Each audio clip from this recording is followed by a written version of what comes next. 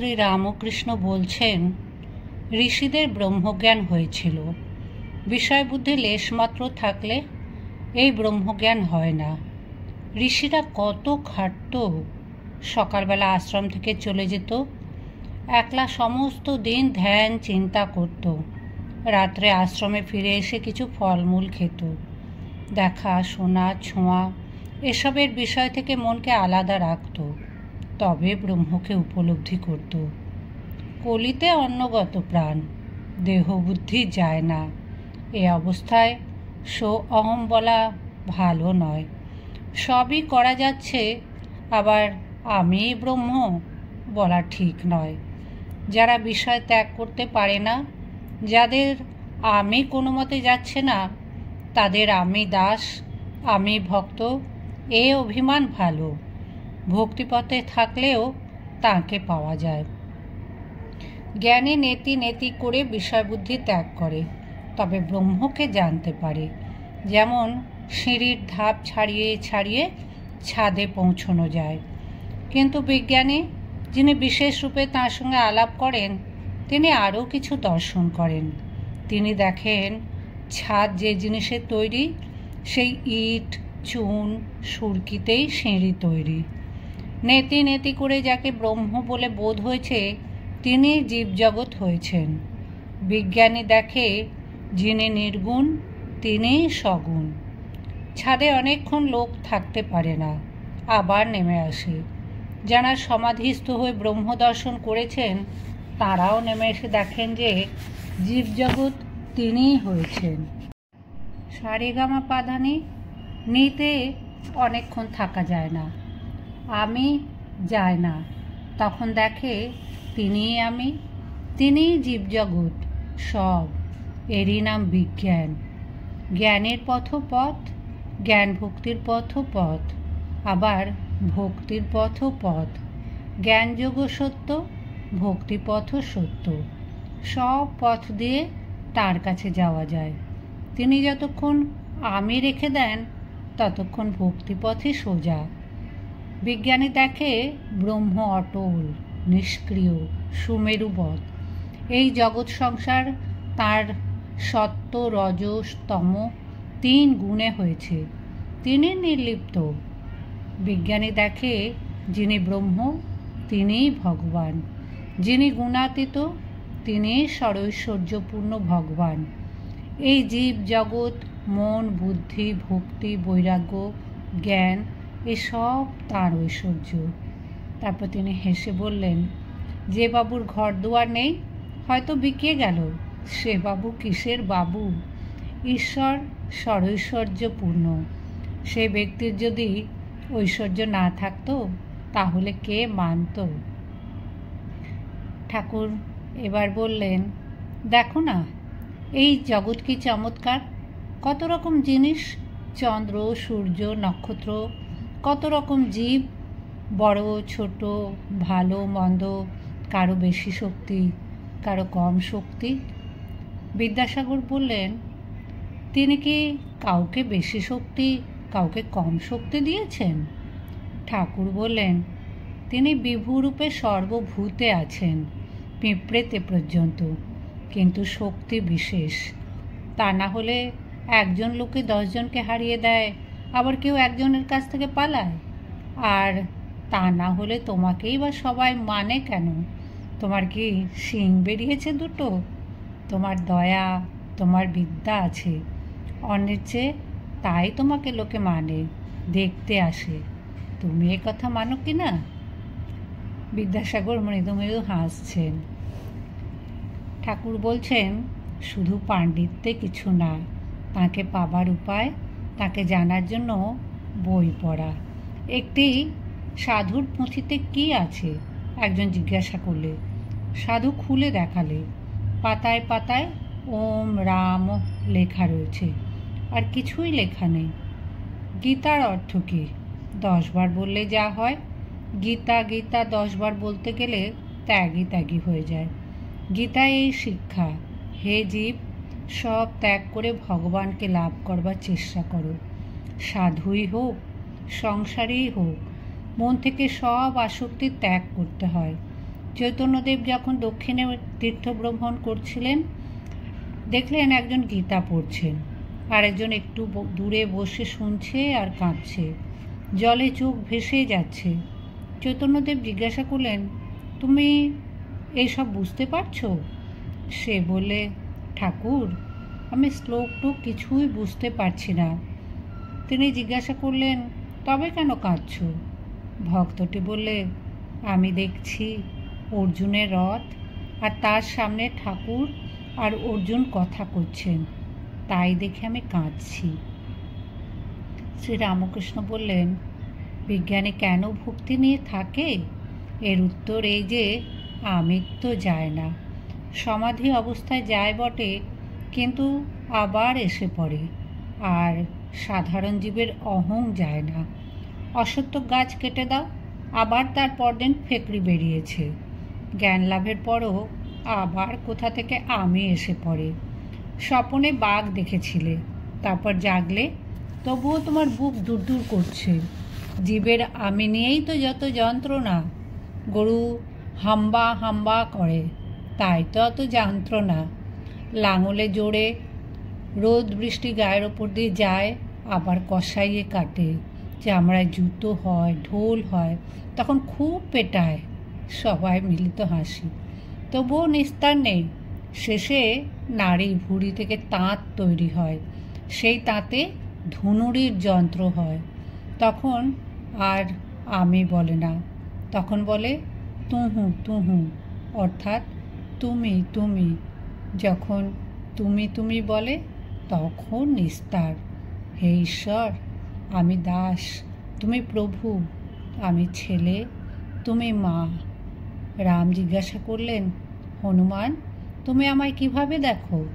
হনুমান বললে, রাম, যখন আমি বলে আমার বোধ থাকে, তখন দেখি তুমি পূর্ণ, আমি অংশ, তুমি প্রভু, আমি দাস। আর রাম, যখন তত্ত্বজ্ঞান হয়, তখন দেখি তুমি আমি, আমি তুমি।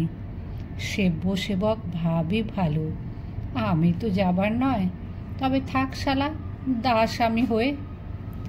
ঠাকুর বললেন, আমিও আমার এই দুটি অজ্ঞান, আমার বাড়ি, আমার টাকা, আমার বিদ্যা, আমার এইসব ঐশ্বর্য, এই যে ভাব, এটি অজ্ঞান থেকে হয়।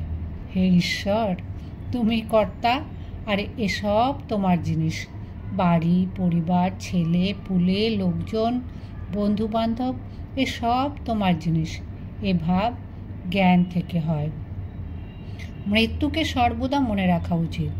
মরবার পর কিছুই থাকে না।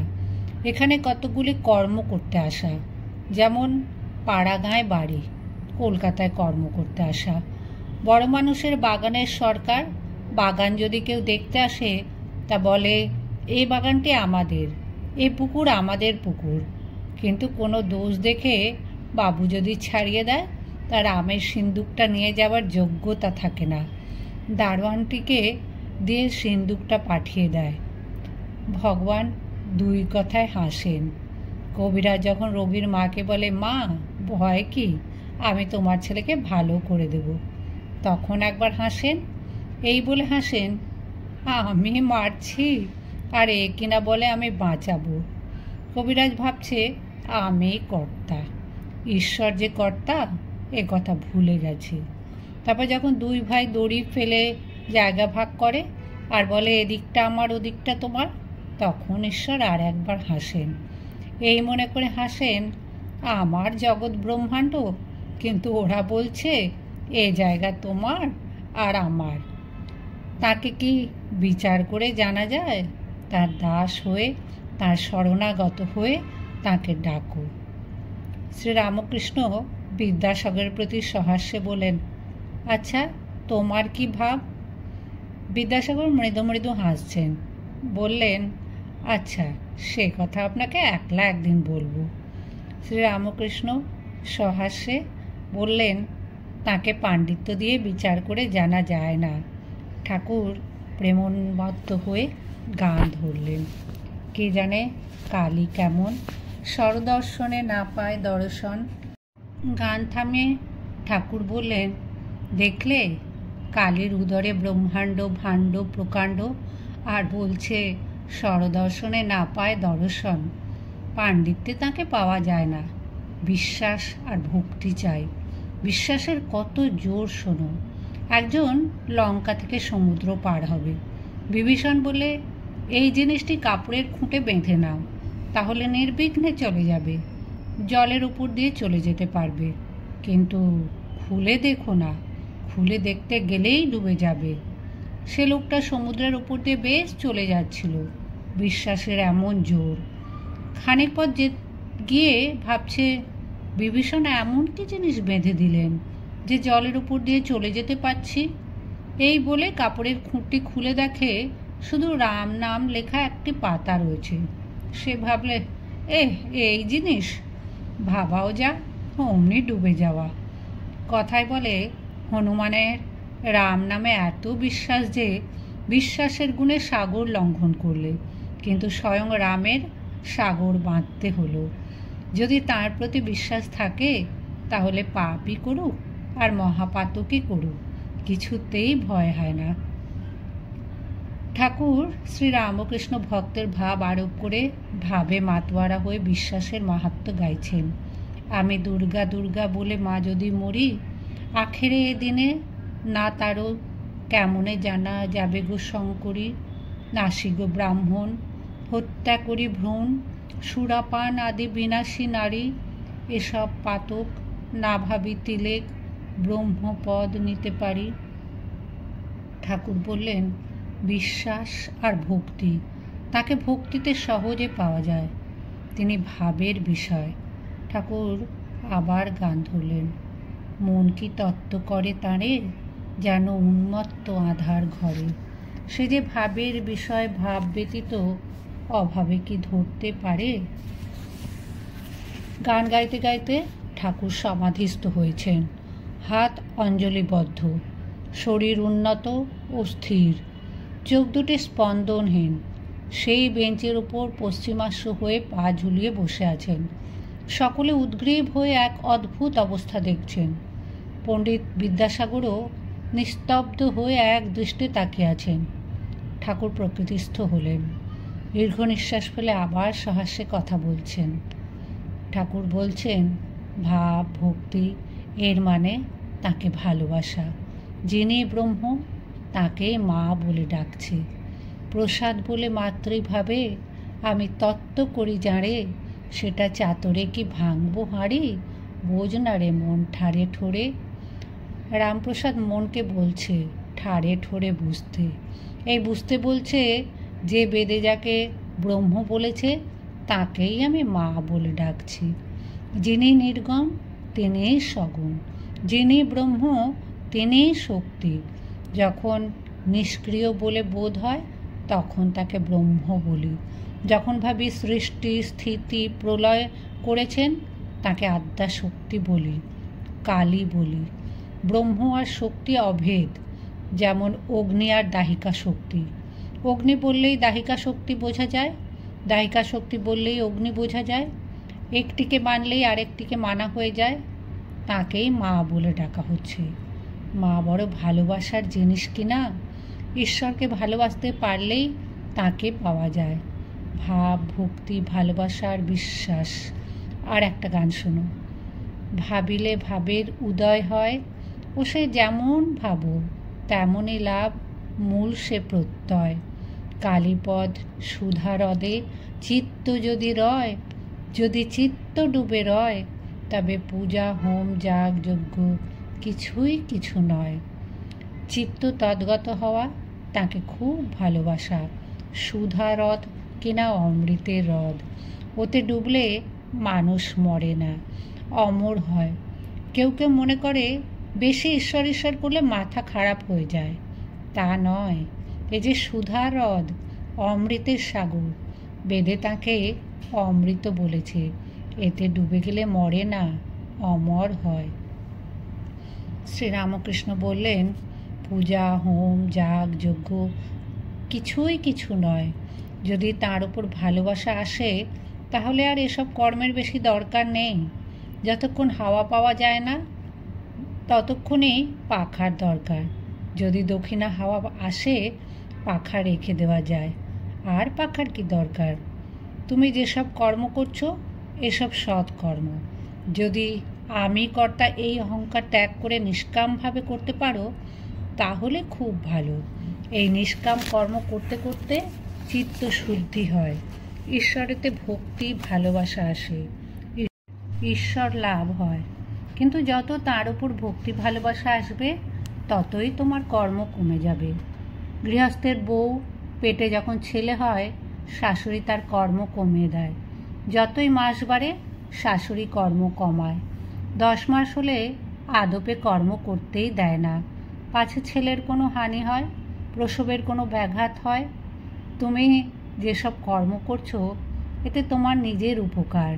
নিষ্কামভাবে কর্ম করতে পারলে চিত্ত শুদ্ধি হবে, ঈশ্বরের উপর তোমার ভালোবাসা আসবে। ভালোবাসা এলেই তাকে লাভ করতে পারবে। জগতের উপকার মানুষে করে না, তিনিই করছেন। যিনি চন্দ্র সূর্য করেছেন, যিনি মা বাপের স্নেহ, যিনি মহতের ভেতর দয়া, যিনি সাধু ভক্তের ভেতর ভক্তি দিয়েছেন।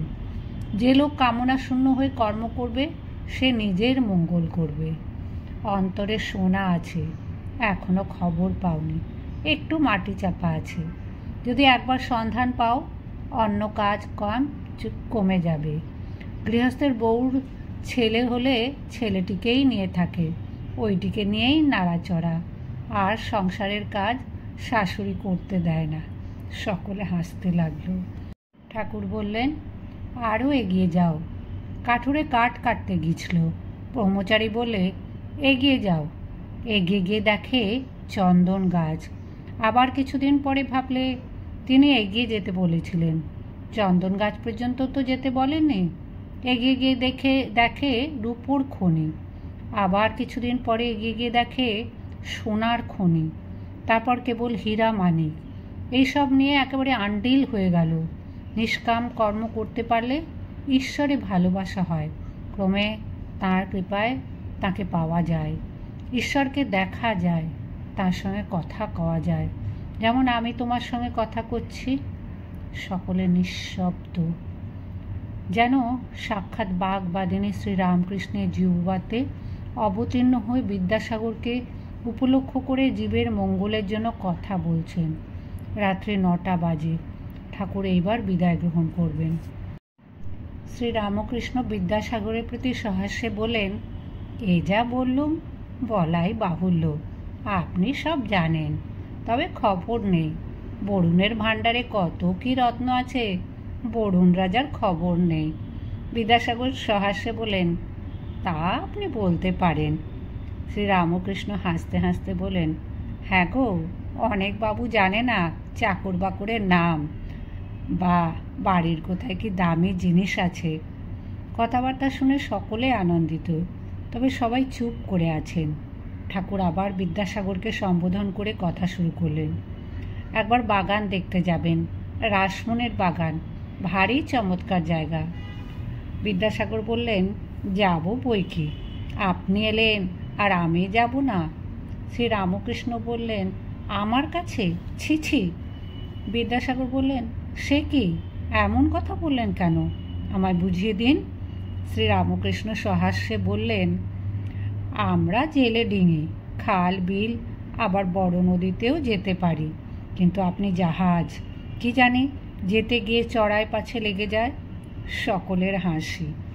বিদ্যাসাগর সহাস্য বদন, চুপ করে আছেন। ঠাকুর হাসছেন। শ্রীরামকৃষ্ণ বললেন, তার মধ্যে এ সময় জাহাজও যেতে পারে। বিদ্যাসাগর বললেন, হ্যাঁ, এটি বর্ষাকাল বটে। ঠাকুর গাত্রোত্থান করলেন ভক্ত সঙ্গে। বিদ্যাসাগর ঠাকুরকে গাড়িতে তুলে দেবেন। শ্রীরামকৃষ্ণ এখনও দাঁড়িয়ে আছেন কেন? মূল মন্ত্র করে জপছেন। জপ করতে করতে ভাবাবিষ্ট। অহৈতুক কৃপা সিন্ধু বুঝে যাবার সময় মহাত্মা বিদ্যাসাগরের আধ্যাত্মিক মঙ্গলের জন্যে মার কাছে প্রার্থনা করছেন। ঠাকুর ভক্ত সঙ্গে সিঁড়ি দিয়ে নামছেন। একজন ভক্তের হাত ধরে আছেন। বিদ্যাসাগর হাতে বাতি, পথ দেখিয়ে আগে আগে যাচ্ছেন। শ্রাবণ কৃষ্ণা ষষ্ঠী, এখনও চাঁদ ওঠেনি। অন্ধকার বাগানের মধ্য দিয়ে সকলে বাতির ক্ষীণালোক লক্ষ্য করে ফটকের দিকে এগোচ্ছেন। শ্রী রামকৃষ্ণ ভক্ত সঙ্গে ফটকের কাছে যেই পৌঁছেছেন, দেখা গেল সামনে বাঙালির পোশাক পরা এক গৌরবর্ণ শ্বশ্রুধারী পুরুষ, বয়সান্দাজ ৩৬-৩৭, মাথায় শিখদের মতো সাদা পাগড়ি, পরনে কাপড়, মোজা, জামা, চাদর নেই। পুরুষটি শ্রী রামকৃষ্ণকে দর্শন করা মাত্র মাটিতে উষ্ণীর সমেত ভূমিষ্ঠ শির প্রণাম করলেন। তিনি দাঁড়ালে ঠাকুর বললেন, বলরাম, তুমি এত রাত্রে? বলরাম সহাস্যে বললেন, আমি অনেকক্ষণ এসেছি, এখানে দাঁড়িয়েছিলাম। ঠাকুর বললেন, ভেতরে যাওনি কেন? বলরাম বললে, আগে সকলে আপনার কথাবার্তা শুনছেন, মাঝে গিয়ে বিরক্ত করা। ঠাকুর ভক্ত সঙ্গে গাড়িতে উঠছেন। বিদ্যাসাগর মাস্টারের প্রতি মৃদুস্বরে বলেন, ভাড়া কি দেব? মাস্টার বলেন, আগে না, ও হয়ে গেছে। বিদ্যাসাগর ও অন্যান্য সকলে ঠাকুরকে প্রণাম করলেন। গাড়ি দক্ষিণেশ্বর কালীবাড়ির উদ্দেশ্যে ছুটে চলল।